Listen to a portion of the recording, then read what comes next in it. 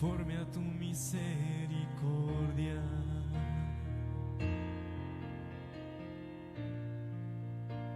Conforme a la multitud de tus piedades, borra mis pecados.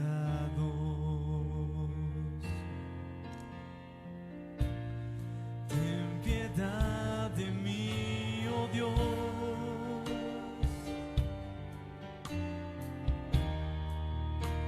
Conforme a tu misericordia.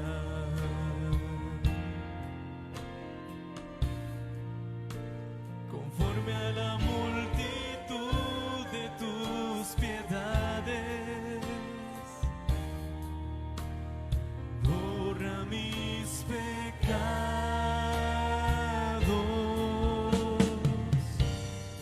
Lávame de la culpa, purifícame con hisopo, lávame más y más de mi maldad.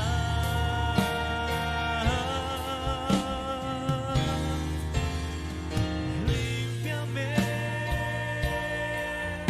purifícame.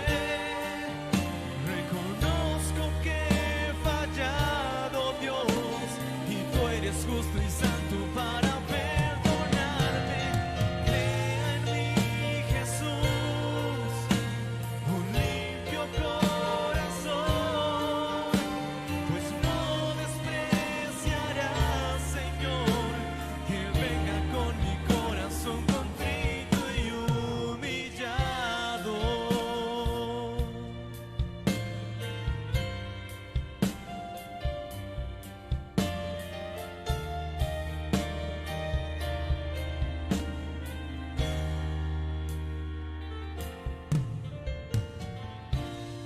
Ten piedad de mí, oh Dios.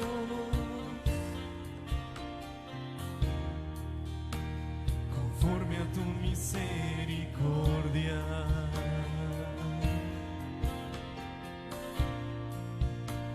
Conforme a la multitud de tus piedades, borra mis pecados. Ten piedad de mí, oh Dios.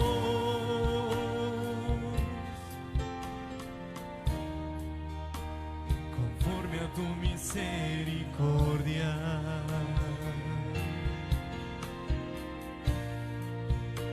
Conforme a la multitud de tus piedades, borra mis pecados.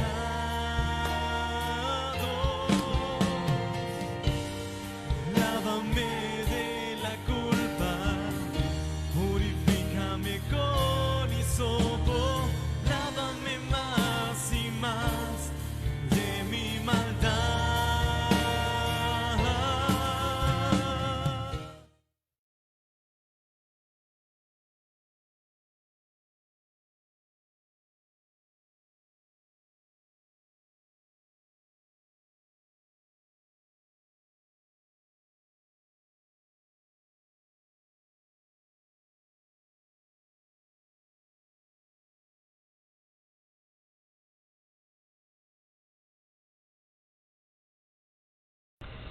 Hermanos, ¿cómo están? Dios les bendiga en esta hora. Vamos a comenzar nuestra clase del día de hoy, clase número 3 de la materia Teología Sistemática. ¿Ok? Entonces ya estamos allí, vamos a comenzar esta clase. ¿Ok?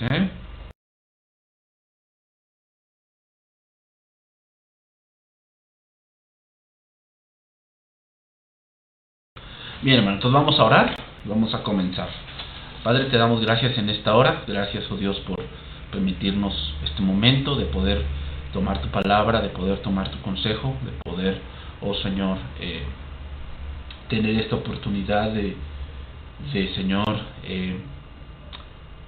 tomar tu palabra y ser instruidos por ella.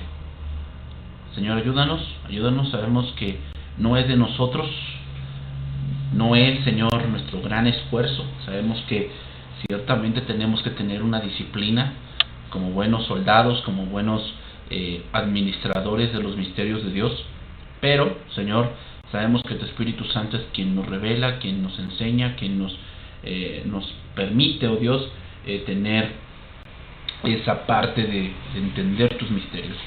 Señor, ayúdanos, te lo rogamos en este día, en nombre de Jesús. Amén. Bien, hermanos, vamos a comenzar.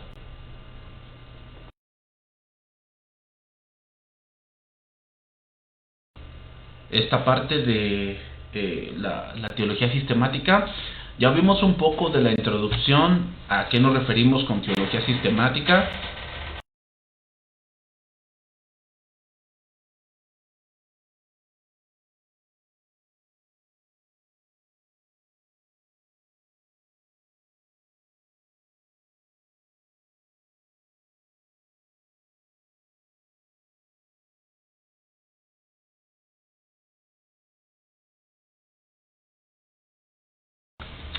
Entonces ya vimos un poco de la introducción de lo que es la teología sistemática, vimos cómo funciona esto, qué otras ayudas va a tener.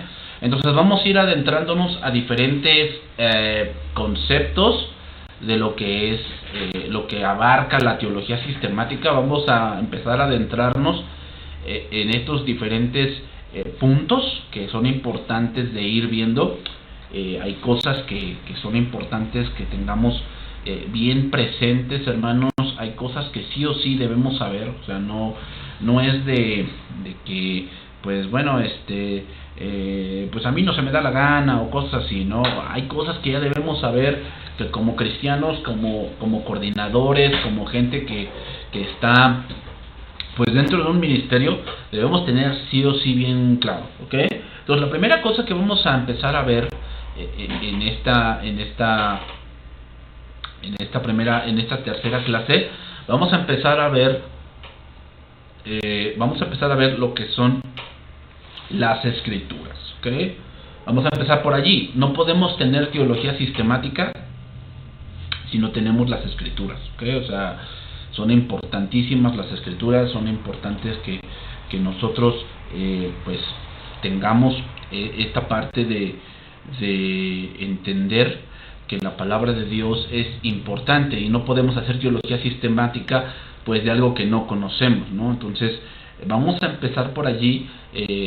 Muchos si ustedes leen libros de teología sistemática, se van a encontrar con muchos que se le llama también la bibliología.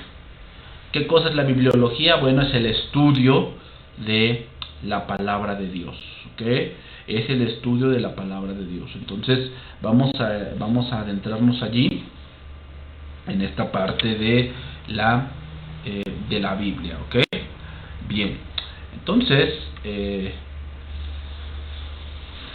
vamos a empezar con esto de la Biblia, y voy a dar aquí una introducción sobre esta parte que es importante entenderla, que sobre esta parte que es importante saber de la palabra de Dios.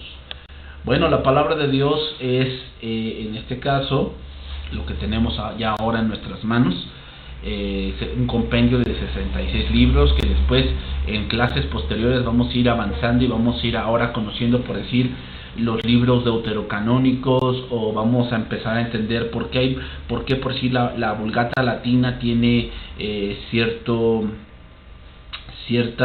libros que, por decir, la Biblia que nosotros tenemos no los tiene, ¿verdad? Que muchas veces dijimos, bueno, ¿por qué mi Biblia no tiene por decir a Judith, ¿no? O ¿por qué no tiene a Tobías, ¿no? ¿Por qué no tenemos esos libros? ¿Cómo se formó el canon? Cosas así que necesitamos ir viendo para poder ir entendiendo lo que Dios quiere. Bueno, entonces la primera cosa que vamos a ver es qué quiere decir con la frase la palabra de Dios, ¿okay? Esa es la primera cosa que vamos a ir viendo. ¿Qué quiere decir con la frase la palabra de Dios? Es una frase que hemos escuchado mucho, es una frase que sin duda pues no es algo que está lejos de nuestro pensar, o lejos de diario hablar tal vez dentro de nuestra congregación, que es la palabra de Dios, ¿no? Y decimos, es que así dice la palabra, así dice esto, y es muy claro que así es, ¿ok? Pero necesitamos ir entendiendo qué cosa quiere decir la palabra de Dios. Entonces vamos a ir viendo ciertos puntos de esto, ¿ok? Entonces, como número uno, vamos a ir entendiendo que, por decir, vamos a ver esta frase como el verbo de Dios, refiriéndose a una persona, ¿okay? Refiriéndose a una persona. En este caso, Jesucristo. Tenemos allí Primera de Juan, capítulo 1, verso 1.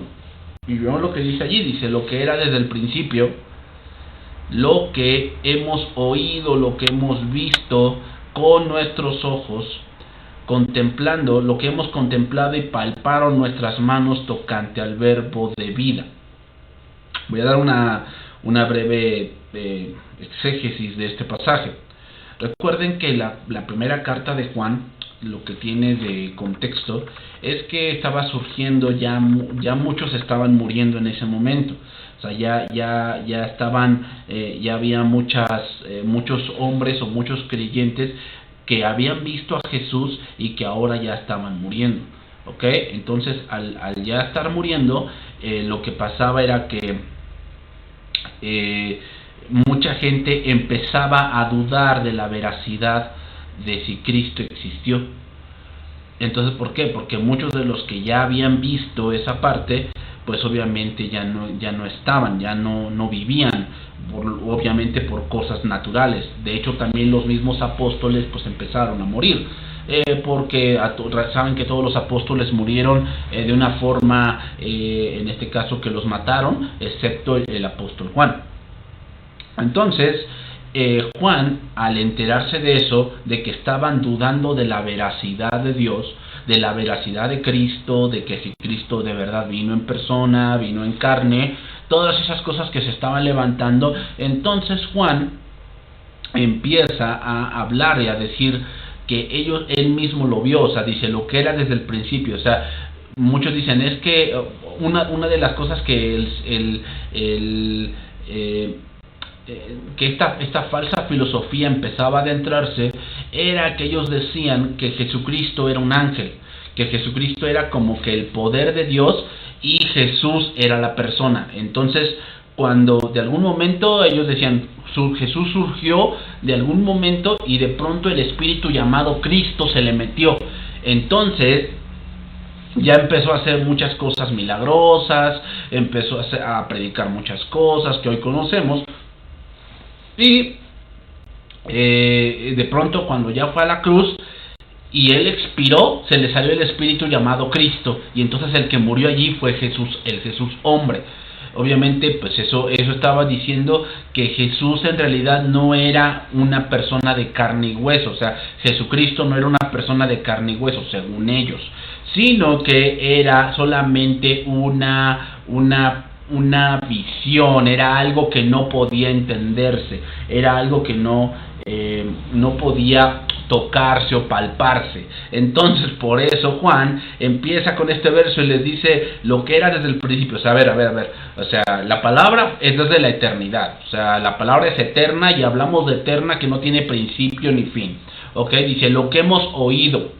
O sea, no solo esa palabra que estuvo desde el principio, desde la creación del mundo, pero hablamos del origen de la eternidad, en un punto donde no existía nada, y ahora Jesucristo estaba allí. Eso mismo se hizo carne, y ahora dice lo que hemos oído, lo que hemos visto con nuestros ojos, lo que hemos contemplado y palparon. Entonces, queremos entender esto, hermanos.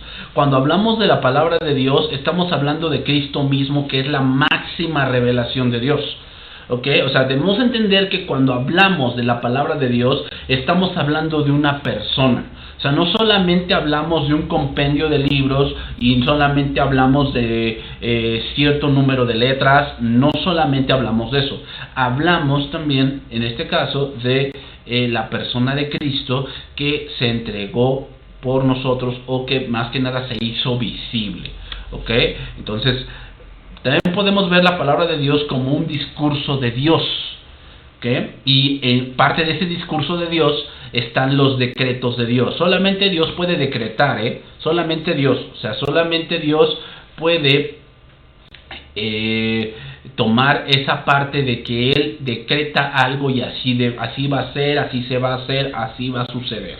Okay. Un ejemplo de esto podemos verlo en Génesis capítulo 1, verso número 3. Ahí vemos que dice, dijo Dios sea la luz y fue la luz. O sea, ahí Dios hizo un decreto. ¿Qué quiere decir? O sea, Él dice algo y así se hace. O sea, no es de que, no, pues la naturaleza piensa a ver si lo va a hacer. Las cosas inanimadas pues empiezan a pensar a ver si lo hacen. No. El Señor, cuando hablamos de la palabra de Dios, hablamos de una palabra autoritativa. Eso que quede muy claro. Cuando hablamos de la palabra de Dios, hablamos de una palabra autoritativa, o sea, una palabra inerrante, una palabra que no tiene error, una palabra que sí o sí se va a cumplir, ¿ok? O sea, aunque muchas veces la gente piense que no se cumple y que muchos se logran salir con la suya, eso es lo que el mundo piensa o que la gente piensa, pero en realidad el decreto de Dios es firme para siempre. ¿Okay? Aquí podemos ver otro ejemplo, como aquí vemos cómo se pone aquí, dice, luego dijo Dios, produzca la tierra seres vivientes según su género, bestias y serpientes y animales de la tierra según su especie, y fue así. Quiero que se den cuenta cómo el Señor pone un énfasis en cómo hizo al ser humano y cómo pone un énfasis en cómo hizo toda la creación. La creación fue parte de la palabra decretativa de Dios. O sea, aquí dice, luego dijo Dios, o sea, empezó a decir y lo que Él dice se hace. Haya expansión y empezó a haber expansión. Surja la tierra seca y empezó a surgir. O sea, eso se le llama palabra decretativa de Dios. O sea, que Dios dice y lo que Él dice se hace. Aquí vemos otro ejemplo. Produzca la tierra seres vivientes. O sea, que aquí empezaron a surgir los gatos, los perros, los leones, los leopardos, los koalas, las jirafas, los elefantes. Todos esos seres vivientes según su género. Significa que cada uno fue desarrollado según un instinto. Así se guían los animales. Los animales, no importa, por si tú puedes tener un perro y no importa la raza que sea el perro, tiene un instinto que es igual, porque es un perro. O sea, los perros tienen un instinto que todos se comportan de una misma manera. ¿Por qué? Porque son de ese mismo género. ¿Ok? Bestias y serpientes y animales de la tierra según su especie, y fue así. O sea, lo primero, Dios hizo animales, o Dios decretó que hubiese animales con cierto tipo de comportamiento y que hubiese animales con cierto tipo de sexo. ¿Ok? Veamos esta parte, es importante. Por eso el hombre, aunque diga, es que yo creo que yo tengo un cuerpo de hombre, pero estoy encerrado porque yo me creo mujer, eso es ir en contra del decreto de Dios, porque Dios, cuando creó al ser humano, decretó cómo debían ser las cosas y así deben de funcionar. ¿Ok? Aquí vemos otro versículo. Salmo capítulo 33, versículo número 6. Ahí vemos este versículo, Salmo capítulo 33, versículo número 6. Ahí dice, por la palabra de Jehová fueron hechos los cielos, y todo el ejército de ellos por el aliento de su boca. Es decir, que Dios mandó por sí que se hiciesen los planetas, y así fue.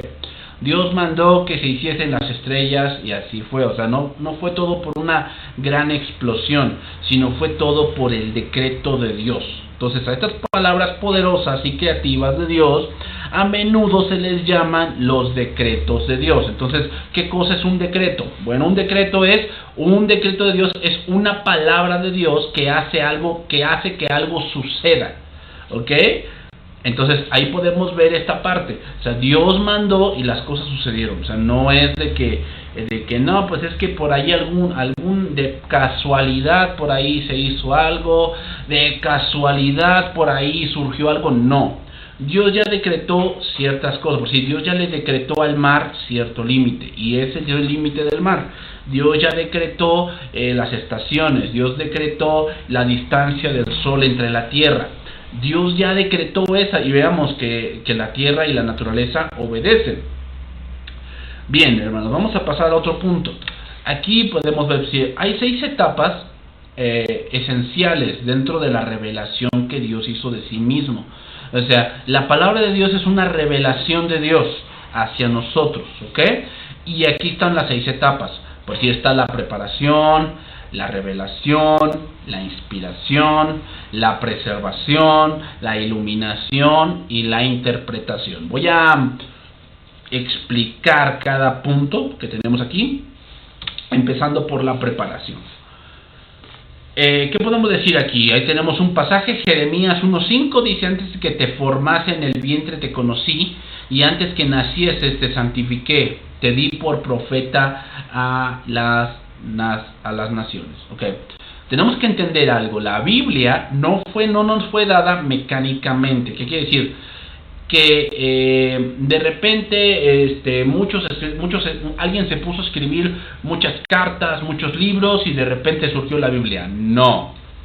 La Biblia tiene algo peculiar. Fue escrita por muchos autores en diferentes tiempos y con diferentes situaciones. Entonces, lo cierto es que Dios prepara personas, las forma a través de formación académica, a través de formación de experiencias en esta tierra, a través de ciertas preparaciones de sucesos en su vida, ¿okay? Los va preparando de tal manera que lleguen al punto por el cual Dios los ha llamado. En este caso, por decir, Jeremías fue uno de los profetas que más se les recuerda que profetizó en el tiempo de los últimos reyes, en este caso del rey Josías y del rey Acaz. Entonces,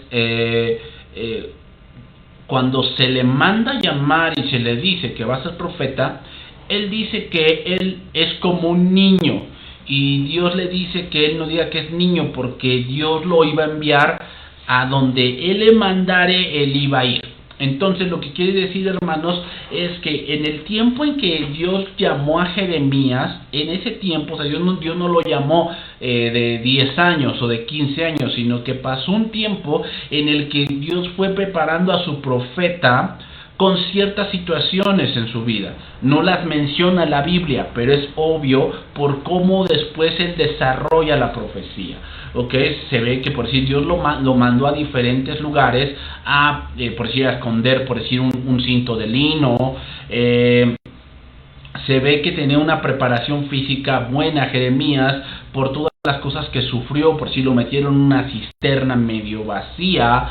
Entonces, Jeremías tenía conocimiento de ciertas cosas. Entonces, lo que quiere decir es que Dios, antes de llamar a su profeta, lo preparó. ¿Por qué? Porque Dios sabía que esa persona sería profeta, y esa parte fue la preparación que Dios le dio. Entonces, cada una de estas formas verbales, como si antes de que te formase, santifiqué, te di por profeta a las naciones, que en este pasaje sugieren que Dios ciertamente había preparado a Jeremías para su tarea profética. ¿Okay? O sea, Dios lo había preparado. O sea, no fue algo al azar. Dios no hace las cosas de esa manera. O sea, no es de que, ¿cómo se llama? Pues yo elegí que fuera y pues a ver cómo le hace. No, hermanos, sino que Dios primero te va preparando con diferentes situaciones. Otro ejemplo de esto, hermanos, es Moisés. Moisés recibió una formación especial. Lo podemos ver aquí en Éxodo capítulo 2. Podemos leerlos desde el 1 al 10, pero voy a leer aquí estos pasajes. Dice ahí: y la hija de Faraón, conocemos la historia, Faraón decretó o hizo una ley donde él mandaba que todos los hijos de los hebreos fuesen echados al río. ¿Por qué? Bueno, porque el pueblo se estaba multiplicando, y al multiplicarse estaban siendo más grandes que Faraón. Miren, es interesante, hermanos, es interesante esto, pero dense cuenta que hoy en día también Faraón, o hablamos de los gobiernos mundiales, están haciendo lo mismo. Están haciendo que la gente no crezca. ¿Por qué? Porque una de las cosas que quiere el gobierno es controlar, y no pueden controlar a mucha gente. Entonces, por lo tanto, están haciendo lo que es el control de natalidad. ¿Y qué utilizan para el control de natalidad? El aborto. ¿El aborto para qué? Pues para que los echen al río. O sea, dense cuenta cómo es muy similar lo que está haciendo, ¿ok? Bueno, entonces Faraón dijo que echaron a los niños al río, y entonces Dios, de entre todos esos niños, eligió uno que se salvase, y ese era Moisés. Recuerden que la mamá de Moisés hizo un barquito, una horquilla, la calafateó, y entonces dejó ir a su hijo por el río. ¿Y casualidad? No. Dice que la hija de Faraón lo encontró, y después dice que la hermana de Moisés aprovechó el momento para que su madre fuese protegida por la hija de Faraón, con el conque de que su mamá lo iba a criar. O sea, lo iba a terminar de destetar. Luego dice, la hija de Faraón respondió, ve. Entonces fue la doncella y llamó a la madre del niño, a la cual dijo a la hija de Faraón, lleva a este niño y críamelo, y yo te lo pagaré. Y la mujer tomó al niño y lo crió. Y cuando el niño creció, ella lo trajo a la hija de Faraón, el cual lo prohijó. Es decir, lo tomó como su hijo, y en ese momento como que lo adoptó. Quiere decir, y le puso por nombre Moisés. Recuerden, hermanos, que en un punto dado, cuando alguien le da nombre a una cosa, es porque lo pone o lo cree de su propiedad. O sea, por eso nombramos a los hijos, por eso nombramos a los animales. ¿Por qué? Porque en una parte con eso estamos diciendo que eso es de mi propiedad. ¿Por qué? Porque yo ya lo nombré, y eso crea una parte, ¿cómo decirlo? Pero lo voy a decir así, hermanos, aunque siento que no está bien dicho, pero lo voy a decir así, crea una parte de autoridad sobre, ¿ok? Por eso dice Dios, o el pueblo de Israel, ¿quién le dio ese nombre de Israel? Dios mismo. Por eso Dios tiene esa autoridad sobre ese pueblo, porque quien dio ese nombre fue Dios. Y otra cosa, por eso los cambios de nombre dentro del Antiguo Testamento. ¿Por qué? Porque obviamente el nombre por decir Abraham, Sarai, Raquel, Jacob, Isaac, fueron nombres que los padres dieron. Cuando Dios cambia el nombre, es un nombre que ahora yo te di, ahora yo soy el que tengo autoridad sobre ti. Es una parte de que algo así funcione, ¿ok? Entonces, la hija de Faraón le puso por nombre Moisés, diciendo, porque de las aguas lo saqué. Ella da a entender que el nombre Moisés le iba a recordar a su hijo el cómo ella lo encontró, ¿ok? Entonces, obviamente, al ser hijo de la hija de Faraón, tuvo una formación especial que le permitió dar la ley al pueblo de Israel y dejarla registrada. ¿Se imaginan todo lo que Moisés tuvo que leer o que tuvo que escribir? ¿Se imaginan eso? O sea, hoy en día, pues la verdad, imagínate escribir ciertos documentos o ciertos tratados, pues es una cuestión difícil, es una cuestión de mucha preparación. O sea, hermanos, antes pues era impresionante, ¿no? Ver a las personas que estaban en un puesto de secretario o de secretaria, cómo escribían con una máquina de escribir, ¿no? Y escribían de una manera sorprendente. A mí me sorprendían. Ahora ya no existe esta parte de una máquina de escribir como tal. Ahora ya existen otro tipo de cosas. Pero vemos que eso requiere una preparación. En este caso, Moisés la recibió para un objetivo en específico. Otro que fue preparado así, ¿qué podemos decir por decir del rey David? El rey David escribió el Salmo 23, que es uno de los salmos más conocidos del mundo. el salmo del buen Jehová es mi pastor, nada me faltará. Pero recuerden que David fue eso. David fue un pastor y fue preparado en esa parte de su vida para entonces poder escribir uno de los salmos más hermosos, más leídos y más utilizados en muchas cosas de lo que a Dios se refiere, ¿no? Entonces veamos cómo Dios va preparando a sus ministros.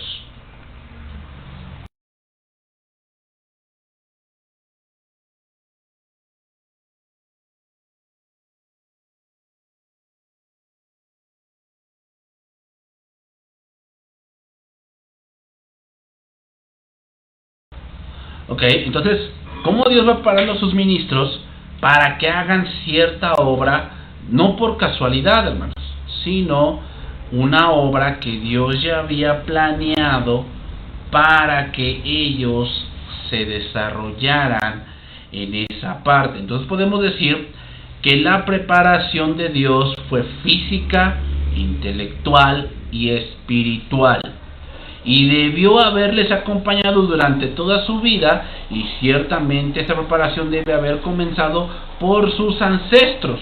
Es decir, quiere decir que la preparación empezó desde sus padres.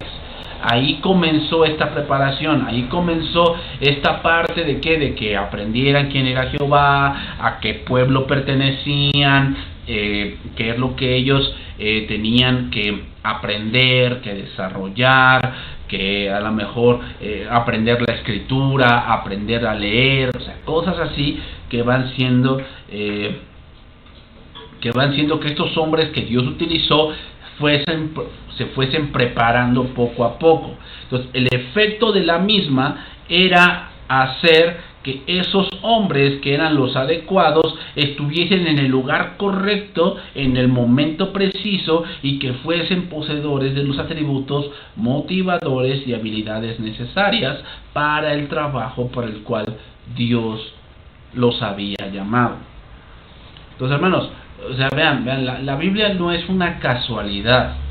O sea, no es algo que pues de pronto surgió, de pronto ahí encontraron, por decir, los manuscritos del Qumran, y entonces pues ya surgió, ¿no? Y pues qué bueno, pues ahí encontramos algo por de chiripa, y entonces pues vamos a estudiarlo. No, fue algo que Dios planeó, fue algo que Dios quiso darnos, porque Él vio que era necesario. Él vio que era necesario para, en este caso, esta parte de la iglesia.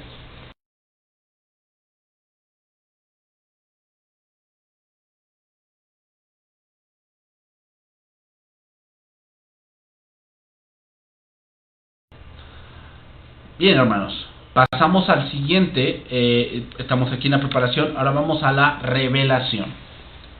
Revelación, ¿ok? En el sentido que revelación, en el sentido más amplio, la revelación es la suma total de las maneras que Dios tiene para darse a conocer. Por decirlo de una manera un poco diferente, la revelación es también la comunicación de verdades e ideas anteriormente desconocidas sobre Dios y sus propósitos.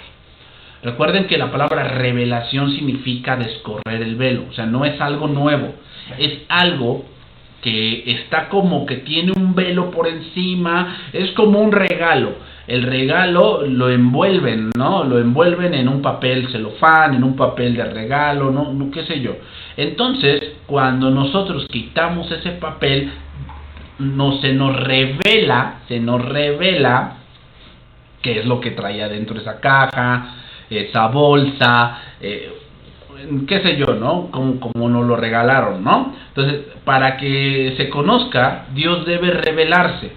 No se puede descubrir a Dios desde abajo, es decir, no se puede conocer a Dios a través de las filosofías, a través de la religión, que es lo que hoy el hombre mucho intenta, ¿no? Hoy el hombre mucho intenta de que no, vamos a tratar de descubrir a Dios a través de lo que yo siento, o a través de lo que yo creo. Es que yo creo que Dios es como una vaca. Bueno, pues eso es lo que tú crees. Eso, no, es que yo creo que Dios es alguien que, pues ayúdate que yo te ayudaré. Pues no, o sea, Dios no dice eso. La revelación no puede ser lo que yo creo. La revelación va a ser lo que Él ha revelado. Y hay varios canales para esto. Entonces aquí también puede añadirse, hermanos, que esta revelación se categoriza en dos grupos, como lo vemos allí. El primer grupo es la revelación general y el otro es la revelación especial. ¿Ok? La revelación general y la revelación especial. Ok, voy a pasar a explicar esta parte. ¿Ok? ¿Cuál es la revelación general? La que vemos aquí. Pero Dios, estamos leyendo Romanos capítulo 1, verso 18. Estamos en la revelación general. Revelación general.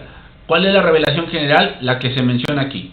Pero Dios muestra su ira desde el cielo contra todos los que son pecadores y perversos, que detienen la verdad con su perversión. Ellos conocen la verdad acerca de Dios. A ver, vamos a irnos despacio y analizar qué es lo que está diciendo Pablo. Lo que está diciendo Pablo, recuerden que el capítulo 1, 2 y 3 de Romanos, Pablo va a poner en claro que nadie es justo, nadie. Y hablamos de justo, óiganlo bien, hablamos de justo en el punto de que delante de Dios nadie va al cielo por sus obras. Nadie, o sea, no hay ningún hombre bueno, no hay ningún hombre que diga, bueno, pues es que yo sí me porté bien, es que yo di dinero, es que yo me abstuve de esto, yo no fumaba, yo no bebía, yo no me metía con mujeres, yo tenía a mi esposa, yo trabajaba, todo mi dinero es bien honesto, bien honrado, cosas así, ¿ok? Nadie es así, nadie. O sea, el hombre trata de disimular. Recuerden que el hombre es experto en disimular, es experto en fingir, pero no quiere decir por eso que así sea. Entonces dice ahí, pero Dios muestra su ira desde el cielo contra todos los que son pecadores y perversos. O sea, alguien, aunque no es cristiano, sabe que al que obra mal, le va mal. Lo sabe. O sea, no es necesario que vaya a la iglesia y que digan, no, pues ahora en la iglesia me enseñaron que el que siembra vientos cosecha tempestades. No es necesario. El hombre de por sí lo sabe. Sabe que aquel que si él obra mal y que si él, por decir, él se mete con la mujer que no es su mujer, de alguien que es un desconocido, pues sabe que le va a ir mal. Que cuando él se entere, pues algo va a pasar. Lo sabe. No necesita ser un religioso o un cristiano para saber que eso pues está mal, ¿no? Él sabe que robar es malo. Si no lo supiese, pues no correría, no se escondería cuando comete el delito. Entonces, aquí dice, Dios muestra su ira desde el cielo contra todos los que son pecadores y perversos, que detienen la verdad con su perversión. Dice, ellos conocen la verdad acerca de Dios, porque Él se los ha hecho evidente. Ok, ya está poniendo aquí Pablo algunas cosas. O sea, dicen, ellos conocen la verdad. O sea, ellos no están exentos, no viven en la total ignorancia. No. Ellos están conscientes de algo. Luego dice el versículo 20, pues, o sea, ¿cómo se hizo evidente? Pues desde la creación del mundo, todos han visto los cielos y la tierra. Por medio de todo lo que Dios hizo, ellos pueden ver a simple vista las cualidades invisibles de Dios, su poder eterno y su naturaleza divina. Así que no tienen ninguna excusa para no conocer a Dios. Esa es la revelación general. La revelación general, hermanos, es la creación. Todos han visto la creación, todos han visto los cielos, todos han visto la tierra. Y hoy más, hermanos, con las cosas digitales, tú le puedes poner allí al YouTube, ¿no? Le puedes poner el universo y te va a mostrar cómo es la estrella Sol, te va a mostrar cómo es Júpiter, cómo es Saturno, Urano, Marte. O sea, hasta puedes ver ciertas películas que ya tratan sobre eso, ¿no? Sobre viajes espaciales y sobre gente que ya pisó Marte o que pisó la Luna, que el Apolo 13, el Apolo 8, o sea, cosas así. Entonces te imaginas ver ese tipo de imágenes, ese tipo de escenas de la supernova, los hoyos negros, las cascadas del Niágara, ver los grandes bosques, las grandes selvas, la tundra, los desiertos, los océanos, toda esa parte que la gente ve, y entonces tienen que llegar a la conclusión de que hay un ente poderoso, pero súper inteligente para poder hacer tan grandes maravillas. Ellos a lo que deberían haber llegado, eso es a lo que deberían haber llegado. Pero vean lo que dice el versículo 21, dice, es cierto, ellos conocieron a Dios, pero no quisieron adorarlo. Vean, no dice, es que no supieron cómo, es no quisieron. O sea, la gente conoce que lo que está, a lo mejor la manera que está viviendo está mal, lo sabe. O sea, no necesitan ir a la iglesia para saberlo, lo saben. Saben, hermanos, saben que por sí esa preferencia sexual que tal vez tienen, pues está mal. Saben que a lo mejor, tal vez, el lugar donde están viviendo, que llegaron allí nada más como paracaidistas, ¿no? De que no tienen ningún papel que avale que es de su propiedad, que no tienen ninguna escritura tal vez de esa propiedad, pues saben que está mal. Pero ¿qué pasa? Dice, es cierto, ellos conocieron a Dios, pero no quisieron adorarlo como Dios ni darle gracias, sino en cambio comenzaron a inventar ideas necias sobre Dios. O sea, como, no, pues es que como Marte tiene gas o como Júpiter tiene gas, pues yo pienso que por ahí un gas de allí, de Júpiter, se saltó del universo y llegó a la Tierra y allí comenzó la vida. Eso es una idea necia, o sea, ni siquiera lo puedes probar. No, pues es que yo pienso que pues fuimos al principio un renacuajo, ¿no? Un renacuajo, teníamos ancas de rana y así pasaron muchos miles de años y de repente se le ocurrió evolucionar a una lagartija. O sea, eso es algo, una idea necia. O sea, se requiere más fe, hermanos. Se requiere más fe para creer que vienes del chango que para creer que Dios te formó. Pero dice ahí, ellos comenzaron a inventar ideas necias. Como resultado, la mente les quedó en oscuridad y confusión. O sea, dense cuenta, hermanos, cómo vive hoy la gente.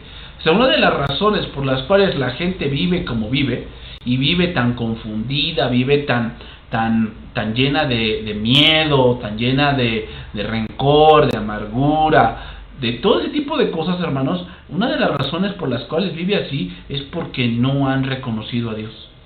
Lo saben, conocieron de Dios. ¿Por qué? Por la revelación general.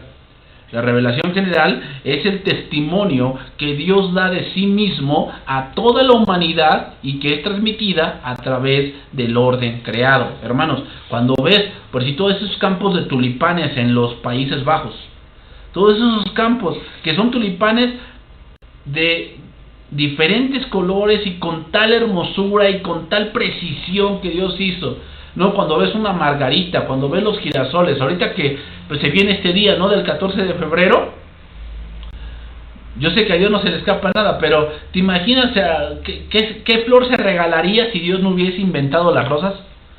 Y vean, ahora hay rosas de diferentes colores. O sea, Dios nos dio a elegir para que podamos regalar una flor. ¿De qué color? Amarilla, blanca, negra, roja, azul. ¿De qué color quieres? ¿No? Diferentes árboles frutales. Y cada fruta, hermanos, tiene un sabor peculiar. O sea, ¿te imaginas que todo supiese a naranja? ¿Que todo supiese a higo? ¿Que todo supiese a mandarina? No, hermanos. Cada fruto tiene un sabor peculiar que Dios inventó. ¿Para qué? Para el deleite y para que digamos, Señor, ay, esta fruta es mi favorita, ¿verdad? Y Dios la inventó de tal manera que te gustara. Pero no, esta mandarina que me estoy comiendo, esta manzana zacatlanera, esta manzana verde, manzana amarilla, manzana golden, es producto de la evolución que surgió de un mapache, ¿no? Pues no, hermanos, o sea, es algo tan necio pensar de esa manera. Entonces, de alguna manera, todo lo que Dios es revela información sobre Él.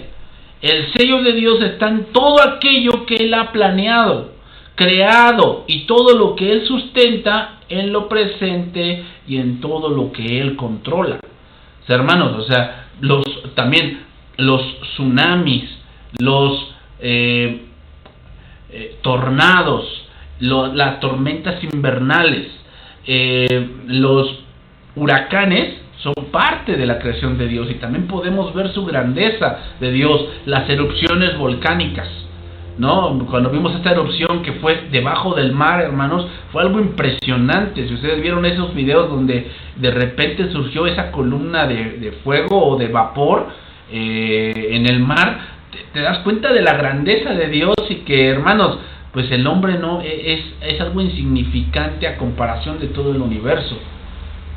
Esa es la revelación general. ¿Ok? ¿Cuál es la revelación especial? Bueno, la revelación especial es el conocimiento de Dios de forma concreta, que es dado a una persona específica o a una comunidad en particular. ¿Ok? ¿Cómo es esto? Bueno, es un mensaje especial dirigido a un pueblo especial. Por decir, ¿cómo podemos resumir esto de la revelación especial? ¿Qué? De la revelación especial. Bueno, que podemos resumirlo que la manifestación de Dios, que Dios hace de sí mismo en momentos y lugares particulares a través de sucesos particulares. ¿Ok? Es decir, ya tenemos la revelación general. Conocemos de Dios a través de la creación. Pero la revelación especial es conocer de Cristo, conocer la obra de Cristo, conocer el amor de Dios, conocer el cómo Dios actúa, el cómo Dios trabaja, el cómo Dios hace las cosas. Esa es una revelación especial. Y eso viene a través del estudio de las Escrituras. ¿Ok? Viene a través del estudio de las Escrituras. Puedo mencionar algunas cosas de revelación especial. Por decir, Jesucristo, la Biblia, la revelación directa. ¿Cómo es la revelación directa? Que Dios utiliza ciertos pasajes de la Escritura para revelarte su voluntad. ¿Ok? Y eso yo creo que varios de ustedes lo han vivido. Yo también lo he vivido en cierta parte que estamos estudiando la Biblia, y tal vez traemos una situación personal, algún problema en cierta situación, y la misma palabra da una revelación especial a cierta cosa que tú estás viviendo, ¿ok? Que solamente es para ti, en este caso, ¿ok? Bien, entonces vamos a la siguiente, inspiración. ¿Qué cosa es la inspiración? Y no es que, pues de repente me enamoré y, pues me surgieron palabras no sé de dónde. A ver, sí, la inspiración viene, en este caso, no solo debe ser dada, puesto que la revelación general es inadecuada e interpretada proporcionalmente a lo que yo entiendo, ¿ok? Entonces, lo que se necesita es una inspiración. Es necesario enfatizar en algunos aspectos para comprender la idea de la inspiración. En primer lugar, se debe recordar que no toda la revelación especial, toda la revelación disfruta de carácter de inspiración. Es decir, la inspiración no es entrar en trance, ¿ok, hermanos? No es entrar en trance, no es que yo me fume un cigarrito por allí y entonces yo empiezo a alucinar y entonces ya me viene algo, ¿verdad? Para que yo pueda así vivir mi vida. No. Aquí vemos un pasaje, 2 Timoteo capítulo 3, verso 16. Dice allí: toda la escritura es inspirada por Dios y útil para enseñar, para redarguir, para corregir, para instruir en justicia, a fin de que el hombre de Dios sea perfecto, enteramente preparado para toda buena obra. ¿Ok? ¿Qué quiere decir esto? La palabra inspirada significa soplada, es decir, la escritura tiene vida en sí misma. Cuando tú lees la Biblia, hay una parte en ella que es como un espejo que refleja lo que eres. ¿Qué? La Biblia refleja lo que el hombre es. Por eso el hombre quiere cerrar la Biblia, por eso el hombre odia la Biblia. ¿Por qué? porque le hace ver lo que él en realidad es. Y es un pecador. Es un hombre que, a pesar de todos los planes que él ha hecho, sigue haciendo las mismas cosas. O sea, si nosotros vemos Génesis capítulo 6, vamos a ver cómo dice que el hombre, la maldad estaba acrecentándose y que todo designio del corazón del hombre era de continuo hacer el mal. ¿Y qué es lo que vemos hoy en día? Lo mismo, que el corazón del hombre es de continuo hacer el mal. Entonces, la Biblia refleja lo que el hombre es. ¿Por qué ningún otro libro puede hacer eso y solamente la Escritura? Porque es inspirada por Dios. ¿Qué quiere decir? Que esa palabra que se está mirando en este momento o que estudiamos, tiene esa parte de la sabiduría y la ciencia de Dios. Por eso la palabra de Dios es el único libro que ha sido tan perseguido. Ningún otro libro, hermanos, ha sido tan perseguido como las Escrituras. ¿Por qué? Porque, como te lo dije, reflejan lo que el hombre es en verdad. Pero otra cosa importante, hermanos, la inspiración divina también tiene que ver con cosas que no han sucedido, pero que sucederán. Como lo vimos al principio, toda la escritura inspirada significa que es un decreto de Dios. ¿Qué quiere decir que es un decreto de Dios? Es que así es. Nosotros no podemos, hermanos, decretar cosas. De decir que yo decreto bendición a mi vida, yo decreto que no me vendrá enfermedad. Eso no funciona, hermanos. Lo que funciona es que nosotros decretemos la palabra. ¿A qué me refiero con decretar? Que nosotros podemos hacer como nuestro maestro. ¿Qué le dijo a Satanás? Vete, Satanás, porque escrito está. Y ahí decreta algo que ya está escrito. ¿Por qué? Porque es la palabra autoritativa e inspirada por Dios. Vete, Satanás, porque escrito está: al Señor tu Dios adorarás y a Él solo servirás. Es por eso, hermanos, que cuando la palabra es recitada por nosotros, cuando cantamos o cuando oramos, estamos hablando una palabra que es espíritu y es vida. Así dijo Cristo, ¿no? ¿Por qué no entendéis mi lenguaje? Porque no podéis escuchar mi palabra. Así lo dijo Cristo en Juan, ¿no? La carne para nada aprovecha. La palabra que yo os he hablado es espíritu y es vida. Entonces, hermanos, por eso nosotros necesitamos estudiar las Escrituras. ¿Por qué? Porque entre más estudiemos esta palabra, nosotros tenemos más vida. Porque separados de Cristo, nada podemos hacer. El querer cambiar o querer fundamentar nuestra vida en cosas que son producto de mi imaginación es un gran error. ¿Por qué? Porque tú no tienes palabra inspirada, tú tienes palabra corrompida, tú tienes palabra terrenal. Como dice Santiago, tú puedes tener a lo mejor sabiduría terrenal, animal y diabólica. O sea, tú puedes pensar de una manera tal vez muy coherente, pero si tú no tienes nada con la palabra de Dios, tú no tienes sabiduría de lo alto. ¿Por qué? Porque la única sabiduría que viene de lo alto es la sabiduría que es inspirada por Dios. ¿Ok? Paso al último punto, para ir terminando: preservación. Preservación. ¿A qué nos referimos con preservación? Bueno, sabemos nosotros que las Escrituras tienen diferentes versiones. Hay muchas versiones. Por decir, está la versión La Biblia del Oso, latinoamericana, lenguaje actual, traducción viviente, Dios habla hoy, Reina Valera 60, Reina Valera 73, Reina Valera 90, Reina Valera actualizada, la Biblia Jerusalén, la Biblia King James, la Biblia Martín Lumat, la Biblia Oro, tenemos también, por decir, la Biblia Dios habla hoy, la Biblia versión internacional.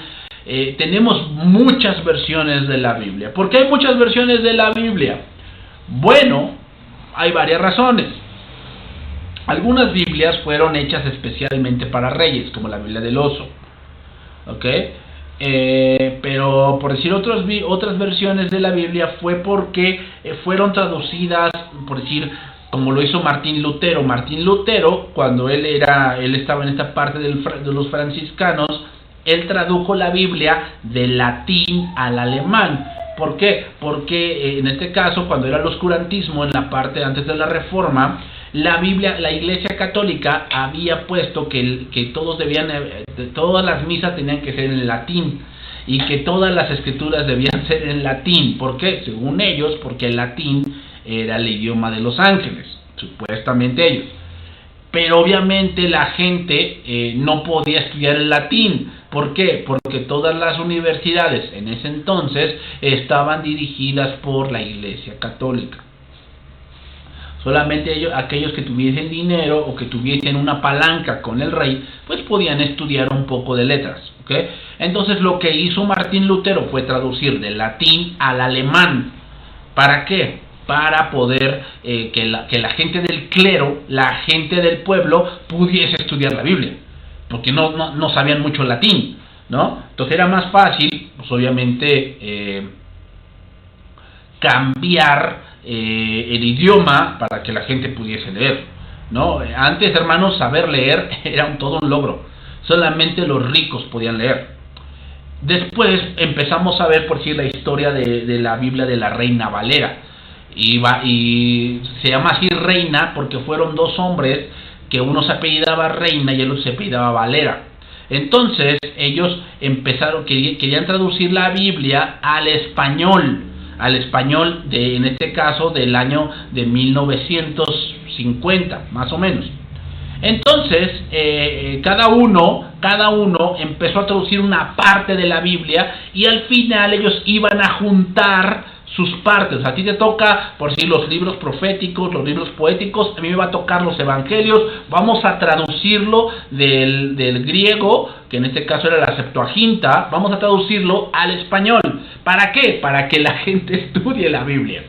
Pero en esos tiempos era penadísimo, hermanos, penadísimo traducir la Biblia. Cualquiera que traducía la Biblia sin el consentimiento del Papa, pues obviamente iba a ir a la hoguera por hereje. Entonces, obviamente, hermanos, ahorita nosotros es tan fácil descargar una versión, pero hermanos, tenemos que entender mucho de la historia que hay detrás de cada una de las versiones de la Biblia, hermanos. Cada una de las versiones de la Biblia. En ese tramo de Reina Valera se creó la Biblia del oso.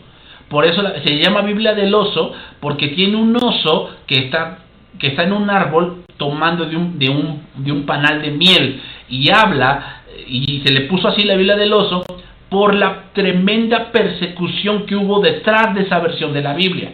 Ahora, como lenguaje va cambiando, hermanos, va cambiando el lenguaje. Obviamente hay palabras que ya no entendemos en el día de hoy. O sea, por decir, uno de los ejemplos que podríamos mencionar para ir terminando es, por decir, la novela del Quijote. La novela del Quijote, el problema con ella es que tiene un lenguaje muy barroco. O sea, tiene un lenguaje que radica en el año de los 1700 en ese español.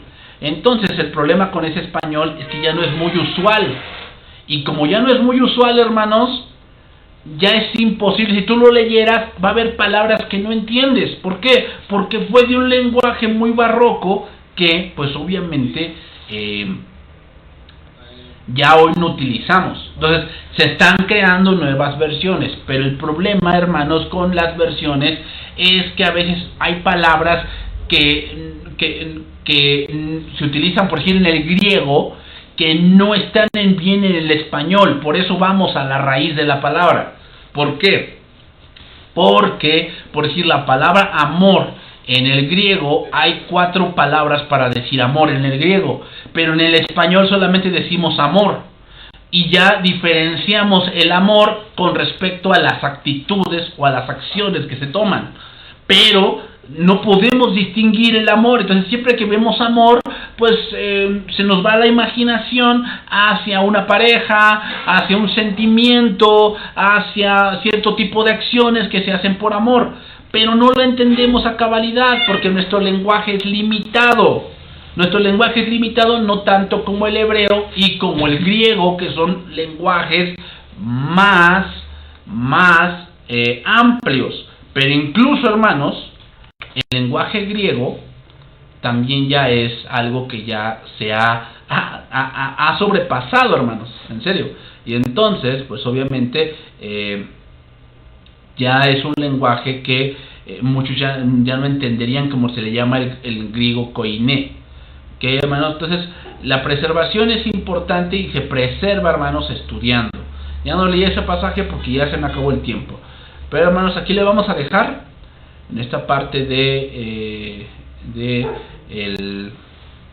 esta parte de, estamos en el punto de las escrituras, de la palabra de Dios. Estamos estudiando esta parte de qué dice la palabra de Dios acerca, pues, de ella misma, ¿no? Que es una palabra inspirada, una palabra que ha sido revelada, es una palabra decretativa de Dios, y vamos a ir viendo más cosas la semana que viene, si Dios lo permite. Nos vemos el día de mañana, hermanos, a las 6:30, si Dios lo permite, para nuestra clase de fracaso en el servicio. Dios les bendiga, hermanos, nos vemos el día de mañana. Bendiciones.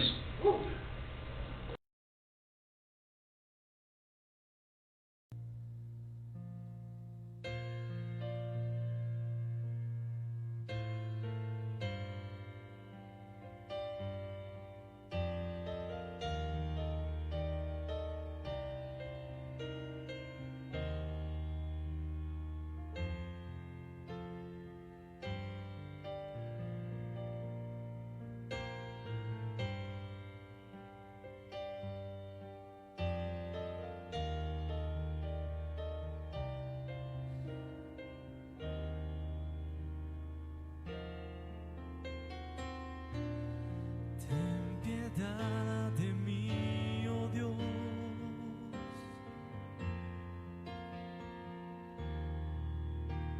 conforme a tu misericordia,